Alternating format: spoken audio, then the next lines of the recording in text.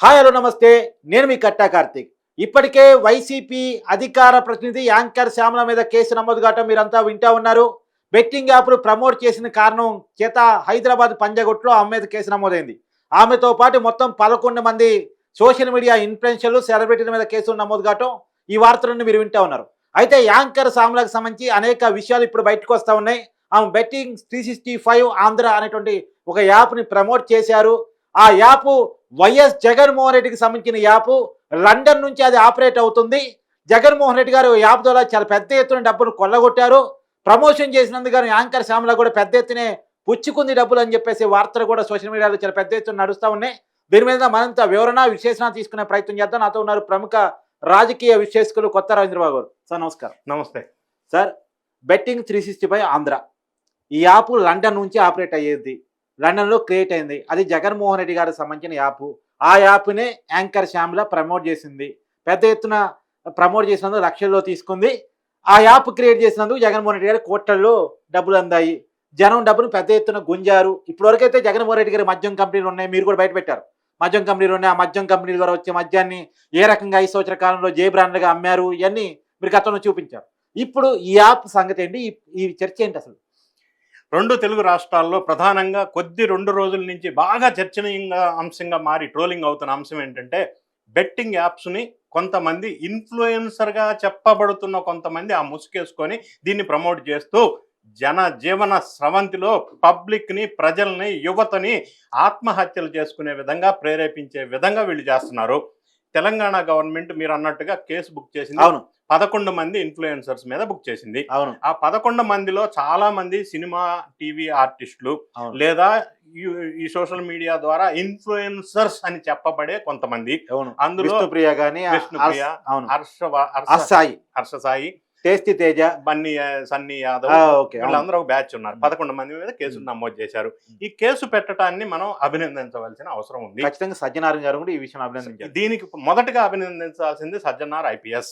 ఎందుకంటే ఆయన చాలా కాలం నుంచి బెట్టింగ్ యాప్స్ ని ప్రమోట్ చేయొద్దు అని ఇన్ఫ్లుయెన్సర్స్ ని చాలా మోటివేట్ చేసి, ఇన్స్పైర్ చేసి, అందరి మీద కొరడా జులిపిస్తూ వస్తున్న లీడ్ తీసుకున్న వ్యక్తి సజ్జనార్ గారు. తర్వాత నా అన్వేషణ. ఎస్, ఆయన్ని అభినందిస్తూ ఇప్పుడు మనకు ప్రధానంగా చర్చనీయ అంశం ఏంటంటే, మిగతా వాళ్ళు ఆర్టిస్టుల రూపంలో ఇన్ఫ్లుయెన్సర్స్. మరి ఇప్పుడు కనిపిస్తున్న ఈవిడ గారు శ్యామల అని చెప్పబడుతున్న ఈమె వైఎస్ఆర్ కాంగ్రెస్ పార్టీకి అధికార ప్రతినిధి పాత్ర పోషిస్తున్న వ్యక్తి. ఓకే, కాబట్టి ఇప్పుడు చర్చనీయ అంశం అయింది. ఎందుకు చర్చనీయ అంశం అయింది? వైఎస్ఆర్ కాంగ్రెస్ పార్టీలో పదవి ఉంది కాబట్టి అని అంటే, వైఎస్ఆర్ కాంగ్రెస్ పార్టీ కల్చర్, సంస్కారం, సంస్కృతి ఇటువంటి వాళ్ళని ప్రోత్సహించటం ఒకటి. రెండోది, బూతులు తిట్టడం కోసం బూతుల శాఖ మంత్రిని పెట్టుకోవటం. అంటే వాళ్ళ సిస్టంలో వాళ్ళ సంస్కృతి, కల్చర్, సాంప్రదాయం ఎట్లా ఉందనేది నిదర్శనమే ఈ రోజు బయటపడ్డ అధికార ప్రతినిధి హోదాలో బెట్టింగ్ యాప్స్ని ప్రమోట్ చేయటం అనేది క్షమించరాని నేరం. అంటే బెట్టింగ్ యాప్ ప్రమోట్ చేయటం వల్లే ఆమె పార్టీ అధికార ప్రతినిధి దక్కిందా? అంటే బూతులు తిట్టడం వల్ల మంత్రి పదవులు వచ్చాయని బూతులు తిడితే అంత ప్రమోషన్, పదవులు దక్కిన వ్యవహారం ఒకటి, ఒక క్వాలిఫికేషన్. రెండో క్వాలిఫికేషన్ అక్రమాలు, దౌర్జన్యాలు చేయటం. మూడో క్వాలిఫికేషన్ పార్టీకి, జగన్ అన్నకి ఉపయోగపడే విధంగా పైసలు అక్రమ సంపాదనకి అవకాశం కల్పించటం. ఇట్లా రకరకాల క్వాలిఫికేషన్స్. ఇప్పుడు ఏమంటే జగన్ రెడ్డి, ఇప్పుడు ఆంధ్రప్రదేశ్, తెలంగాణలో జనరల్గా ఎస్సీ వర్గీకరణ, కేటగరైజేషన్ గురించి ఈ వర్డ్ ఎక్కువ వినపడుతుంది. నేనేమంటానంటే, జగన్ గారి కేటగరైజేషన్ ఉంది, వాళ్ళ బాధితులు కేటగరైజేషన్ చేస్తే, ఒకటి ఆయన రాజకీయంగా ఆయన దెబ్బకి బాధపడ్డ బాధితులు, రెండు ఫైనాన్షియల్గా ఆయన దెబ్బకి బాధపడ్డ బాధితులు, మూడవది ఏంటంటే ఆయన అక్రమాలకి బాధపడ్డ బాధితులు. ఈ విధంగా కేటగరైజేషన్, కుటుంబ సభ్యులు కూడా అందులో బాధితుల్లో ఒక కేటగిరీ. ఈ విధంగా జగన్ గారి కేటగరైజేషన్ ఉన్నప్పుడు ఈ శ్యామల వైఎస్ఆర్ కాంగ్రెస్ పార్టీ అధికార ప్రతినిధిగా ఉండి బెట్టింగ్ యాప్స్ని ప్రమోట్ చేయవచ్చునా? ఇది చాలా నేరం ఒకటి. రెండోది, తెలంగాణ రాష్ట్రంలో అధికార లెక్కల ప్రకారం గత సంవత్సరం బెట్టింగ్ యాప్లకి పాల్పడి డబ్బు కోల్పోయి, ఇంట్లో చెప్పుకోలేక, కుటుంబంలో డిస్కస్ చేయలేక, ఫ్రెండ్స్తో డిస్కస్ చేయలేక, సమాజంలో చెప్పుకోలేక, అప్పు తీర్చలేక ఆత్మహత్య చేసుకున్న వాళ్ళ సంఖ్య 1000. అవును, ఏంది తెలంగాణలో అధికార లెక్కల ప్రకారం. అధికార లెక్కల్లోకి రాని ఇంకెన్ని ఉన్నాయో వెలుగులోకి రావాల్సిన అవసరం ఉంది. సరే, ఈ బెట్టింగ్ యాప్స్ వల్ల వీళ్ళు సమాజానికి ఏ విధంగా సమాజాన్ని నాశనం చేస్తున్నారు, విధ్వంసం చేస్తున్నారంటే, అది ఒక కుటుంబంలో ఇంతమంది చనిపోయినప్పుడు ఆ చనిపోయిన కుటుంబాలకి బాధ తీర్చే బాధ్యత ఇప్పుడు వీళ్ళు తీసుకుంటారా? ఎవరు తీసుకుంటారు? We will take the responsibility. ఆ కుటుంబాల బాధ్యత ఎవరు తీసుకుంటారు? అంటే ఒక సమాజాన్ని చీడ పురుగుల్లాగా వ్యవహరిస్తూ బెట్టింగ్ యాప్స్ని ప్రమోట్ చేయవలసిన అవసరం ఎందుకు ఏర్పడింది అని ఒకసారి ఆలోచిస్తే. నాకు ఇంకో విషయం కూడా సార్, 1989లో కాకినాడలో ఒక బ్రాహ్మణ కుటుంబంలో శ్యామల జన్మించారు. చాలా పేద కుటుంబం. వాళ్ళమ్మ ఆయాగా పనిచేస్తూ ఈమె సాధించి, తండ్రి అనారోగ్య కారణాల వల్ల చనిపోవడం ఫలితంగా Yes. వాళ్ళ అమ్మే సాదుకుంది. సో చదువు అబ్బలేదు, సినిమాలో నటిస్తానంది, తీసుకొచ్చింది హైదరాబాద్లో సీరియల్ ఆడిషన్ చేసింది, సీరియల్ ఆర్టిస్ట్గా ఎదిగింది చాలా సీరియల్స్లో నటించింది. తర్వాత స్టేజ్ షోలు చేసింది, తర్వాత యాంకరింగ్ చేసింది, తర్వాత ఆడియో ఫంక్షన్స్ చేసింది, తర్వాత మన బిగ్ బాస్కి వెళ్ళింది. అన్నిట్లో డబ్బులు వచ్చాయి. బిగ్ బాస్కి పోయినందుకు డబ్బులు వచ్చాయి, ప్రమోషన్లకు డబ్బులు వచ్చాయి. తర్వాత మన దీనికి సీరియల్లో నటించినందుకు సినిమాల్లో కూడా నటించింది. ఆ సినిమాల్లో కూడా నటించినందుకు డబ్బులు వచ్చాయి. ఏం సరిపోలేదని ఇంకా డబ్బుల కోసం బెట్టింగ్ యాప్లు ప్రమోట్ చేసింది. అంటే ఇవన్నీ ఒక ఎత్తు అయితే, ఇన్ఫ్లుయెన్సర్ స్థాయికి ఆమె ఎదగటాన్ని అభినందిస్తూ, అవును, వైఎస్ఆర్ కాంగ్రెస్ పార్టీలో చేరిన తర్వాత చెడు మార్గం పట్టిందా? మరి మీరు ప్రస్తావించినట్టుగా Okay, అప్పటిదాకా ట్రాక్ బాగానే ఉంది.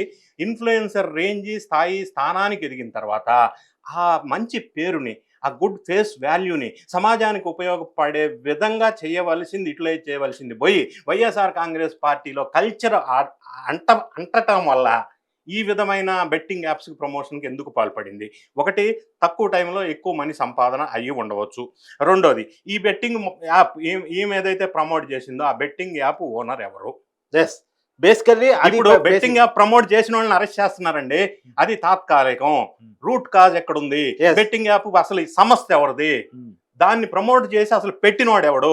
అక్కడ నుంచి రూట్ కాజ్ కట్ చేస్తే ఈ ఇన్వెస్టిగేషన్ అక్కడ దాకా వెళ్తే దీని వెనక మరి మీరు ప్రస్తావించినట్టుగా జగనన్న గారు సోషల్ మీడియా నడుస్తున్న చర్చలు మీకు చెప్తాను. ఇన్ని అక్రమ సంపాదనలు చాలవు అన్నట్టుగా ల్యాండ్, వైను, మినరల్స్ మొత్తం దోచుకొని ఇప్పుడు బెట్టింగ్ యాప్లో కూడా ప్రజల్ని విధ్వంసం చేసి, లాస్ట్ టైం లిక్కర్ ద్వారా 38 మంది ఆంధ్రప్రదేశ్లో చనిపోతే పిచ్చి లిక్కర్ అమ్మటం వల్ల ఆ పాపం జగన్ రెడ్డిది కాదా?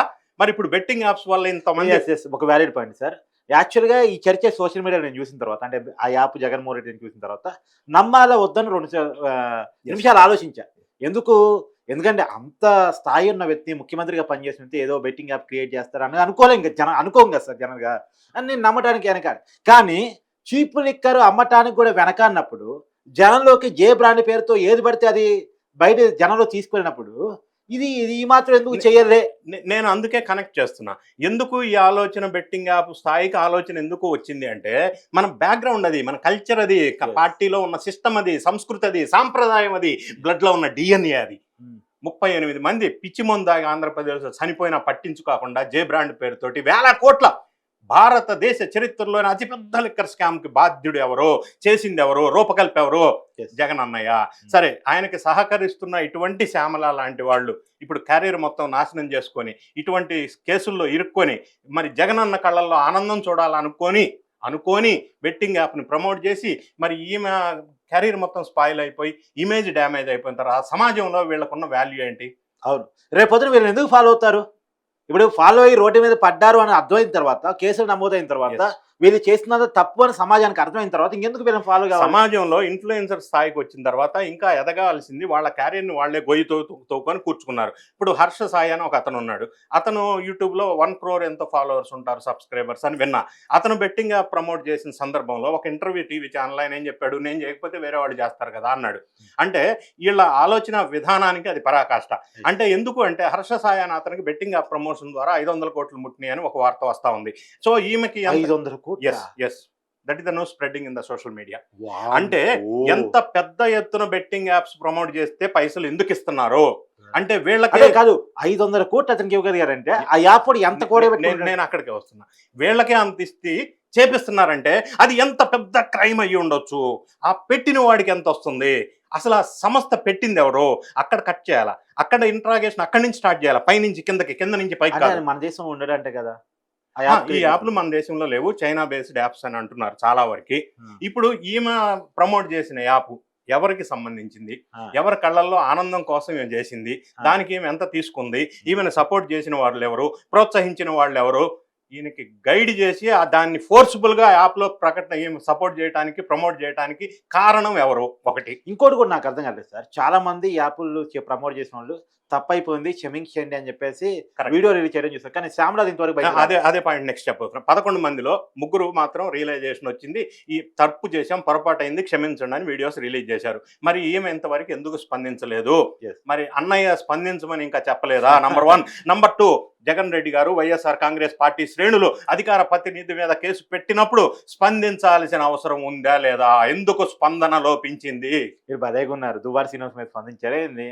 మరి అంటే గతంలో అనేక మంది మీద స్పందించారే ఏంది? మరి చాలా మంది మీద స్పందిస్తున్నారు కదా, ఈ విషయం స్పందించాల్సిన విషయం కాదు. అధికార ఇంకోటి ప్రతినిధి ఏంటంటే నాకు అర్థం కాదు. వి స్టాండ్ ఫర్ పోస్టన్ అన్నారు కదా, ఇప్పుడు వి స్టాండ్ ఫర్ అనాలి కదా. నేను అక్కడికే వస్తున్నా, ఎందుకు అనట్లేదు అంటే దీని వెనక వాళ్లే ప్రోత్సహించారా అంటే పైసల కోసం ఏ పని చేయడానికైనా దిగజారే సిస్టమ్ వైఎస్ఆర్ కాంగ్రెస్ పార్టీలో ఉందా? ఒకటి. రెండోది, నియంత్రణ అంటే వీళ్ళని అరెస్ట్ చేసి వదిలేయకుండా యాప్ పెట్టిన వాడిని కఠిన శిక్ష వేయాలా. రెండోది, ఈ యాప్లు అసలు బ్యాన్ ఎందుకు చేయకూడదు అనే దిశగా తెలుగు రాష్ట్రాలు కానీ ఇండియన్ గవర్నమెంట్ కానీ ఆలోచించవలసిన అవసరం ఉంది. యాప్ ఉండటం వల్ల వీళ్ళు ప్రమోట్ చేస్తున్నారు. Yes. అసలు యాపే లేకుండా చేయాల్సిన అవసరం ఉంది. అంటే అది కాదు సార్, ఆ ప్రయత్నం కూడా నేను చెక్ చేసుకునే ప్రయత్నం చేస్తా. అదంత ఈజీ పాసిబిలిటీ కాదు సార్. There are ఒక యాప్ ని క్లోజ్ చేసే లోపల, అంటే బ్యాన్ చేసే లోపల అది కనపడకుండా చేసే క్రమంలో ఇంకో 100 యాప్లు పుట్టుకున్నాయి. So many technical legal issues. మరి నేనేమంటున్నా అంటే గతంలో టిక్ టాక్ అని ఒకటి ఉండే, అవును, అప్పట్లో అది బ్యాన్ చేశారు. అయినప్పటికీ కొన్ని చాలా అంశాలు అందులో ముడిపడి ఉంటాయి, కాదని అనను. అంటే మూల కారణాన్ని మనం అన్వేషించి రెండోది, అరెస్టుల పరంపర ఇటువంటి వాళ్ళని అరెస్ట్ చేయటంలో సమాజానికి ఒక మంచి మెసేజ్ ఇచ్చినట్టు అవుతుంది, వాస్తవమే. రెండోది, ఈ యాప్లు వెనకున్న సూత్రధారి ఇన్వెస్టర్ ఎవడో, యాప్ ఎవడు పెట్టాడు, ఎవడు వీళ్ళ చేత చేపిచ్చారు, వాణ్ణి కదా పట్టుకోవాలా. వాడిని పట్టుకున్న రోజున అది వెనకున్న పెద్ద మనిషి బయటకు వచ్చే రోజున ఈ యాప్లు పెట్టడానికి కూడా భయపడే రోజు రావాలా. యాప్ను బ్యాన్ చేయాలా, వీళ్ళకి కఠిన శిక్షలు విధించాలా. దీనివల్ల సమాజానికి ఒక మంచి మెసేజ్ వెళ్ళాలి. ఎందుకంటే యువత బలి చేసుకుంటున్నారని కాదు, సమాజం మొత్తం విచ్ఛిన్నం అయిపోయే పరిస్థితి. ఏ రకంగా జనాన్ని ప్రోత్సహిస్తున్నారు వీళ్ళు? మంచిని ప్రోత్సహించండి. వీళ్ళు ఈ పని చేసే బదులు ఈ మద్యపాన నిషేధం గురించి కానీ, లేకపోతే గంజాయి తీసుకోవద్దని కానీ, లేకపోతే గవర్నమెంట్ తీసుకున్న కొన్ని ఇనిషియేటివ్స్ కి వీళ్ళు ప్రమోట్ చేయొచ్చు కదా. ఆ దిశగా ఆలోచన చేయకుండా డబ్బు సంపాదనే లక్ష్యం, ధ్యేయం, శ్వాస, యాస, ధ్యాస అనే ముసుగులో ఇన్ఫ్లుయెన్సర్ లాంటి ముసుగేసుకొని వీళ్ళు చేస్తున్న అక్రమాలకి చెక్ పడాలా. దీని వెనకున్న నాయకుడు సూత్రధారి బయటికి రావాలా. అప్పుడే సమాజం బాగుపడుతుంది. ఇది సమాజానికి ఏ విధంగా కూడా శ్రేయస్కరం కాదు. దీన్ని తీవ్రంగా ఖండించాల్సిన అవసరం ఉంది. ఎస్, సార్ డిమాండ్ చేస్తున్నట్టు వెనకాల ఉన్న సూత్రధారి అసలు కీలకమైనటువంటి వ్యక్తి బయటికి రావాలని చెప్పేసి నిజంగా ఆంధ్రప్రదేశ్ సమాజం కూడా గత కొన్నాళ్ళుగా వెయిట్ చేస్తూ ఉంది, డిమాండ్ చేస్తూ ఉంది. మరి ఆ వ్యక్తి ఎప్పుడు బయటకు వస్తారు, ఆ వ్యక్తి ఎప్పుడు అరెస్ట్ అవుతాడు అనేది మాత్రం ఖచ్చితంగా చూడాలని పరిస్థితి ఉంది. ఖచ్చితంగా ఈ యాప్ కేవలం ఏమని మాత్రం అరెస్ట్ చేయడం కాదు, వెనకాల ఉన్నది ఎవరు, ఈ యాప్ ఎవరిది, ఆ విషయాలు కూడా కనుక్కోవాల్సినటువంటి అవసరం ఖచ్చితంగా ఎంక్వైరీ సంస్థల మీద ఉంది. సోషల్ మీడియాలో ప్రజలకు వచ్చేటువంటి అనుమానాలను నివృత్తి చేయాల్సిన అవసరం ఖచ్చితంగా ఎంక్వైరీ సంస్థల మీద ఉంది.